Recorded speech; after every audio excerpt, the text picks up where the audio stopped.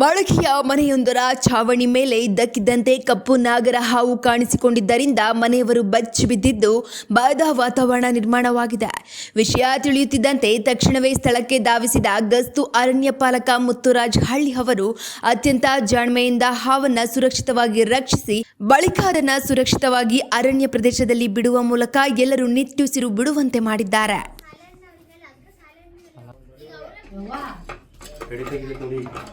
ಹೆಡಿ